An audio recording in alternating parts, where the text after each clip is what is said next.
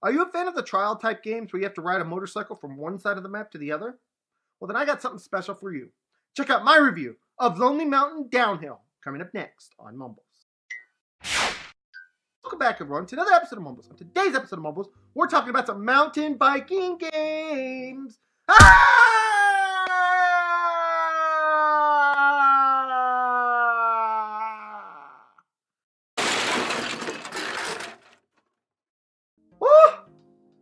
I'm okay, guys. I am okay. As I was trying to say, today we are talking about Lonely Mountains Downhill. I'm doing a game review on it, so let's just hop straight into this game review. Let's cut all the nonsense. Lonely Mountain Downhill is a game that is available for the price of $19.99 and is being released on October 23rd. Now, at release date, this game will be available on the following systems. Those systems include PlayStation 4, Xbox One, and PC. Now, at a later date, this game will be available on the Nintendo Switch, but this is only at a later date. At the time of launch, this game will not be available on the Nintendo Switch. But guys, you've heard all about this. What is this game about? Let me tell you what the creators say about this game from themselves. Just you and your bike. Take it on a thrilling ride down an unspoiled mountain landscape. Make your way through thick forests, narrow trails, and wild rivers. Race, jump, slide, and try not to crash all the way from peak to the valley. So guys, in my own words, this is a mountain biking game where the central goal is to make it from the top of the mountain to the bottom of the mountain. Very, very simple, but is it a good game? Let's find out. First, let's talk about the graphics, the soundtrack, and the control. First up, the graphics in this game. This game is low poly style, but they did it in a tasteful way that looks really good. I like all the colors in it. So graphic-wise, I'm going to give this game a really good score graphically. Soundtrack-wise, this game does not really have much of a soundtrack. It's more quiet than anything and just hearing your bike move and stuff like that. So soundtrack-wise, I was a little disappointed, I won't lie. So guys, now we're going to talk about the controls. This is where we're going to first have our first speck of trouble. Guys, on the PC, you can play this game using 3 different controls. You can use the keyboard, you can use the mouse, or you can use the game control. Guys, I got to be honest with you. I tried the mouse, I tried the keyboard, I tried a gamepad, and guys, controlling this game, it's got a huge learning curve to it. So just to be aware of that. They're very simple controls to understand, but they don't always control the best. So I'll get into more of that on the con section. Now let's talk about the gameplay itself. Really, this game is all about finding the fastest path down each mountain. How you do that is completely 100% up to you. In all, there are 4 different mountains you must go down, and there are multiple bikes that you can use to go down these mountains. Now, maybe one bike is better than another bike for you. It's all about your style and how you feel riding each bike. For some paths, a certain bike may not be acceptable. For other paths, that same bike may be 100% the exact bike you need.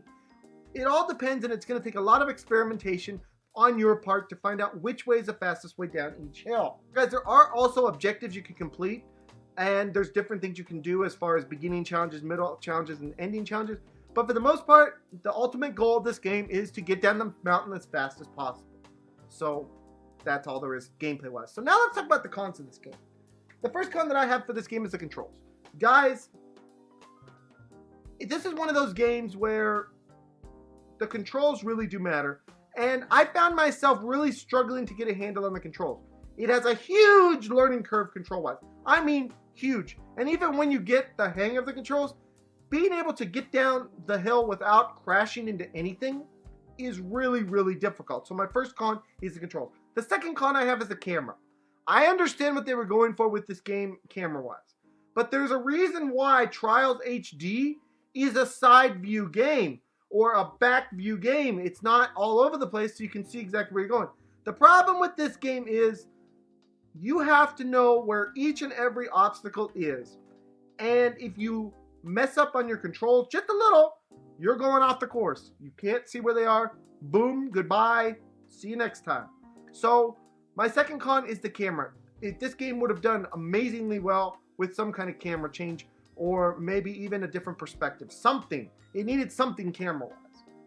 My final con for this game is the difficulty.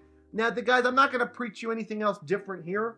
It's all about those controls, learning curve, camera, not running into things. This game is extremely hard to control. So that is our third and final con. So guys, now all that's really left to ask is what is this game going to get on our Mumbles review?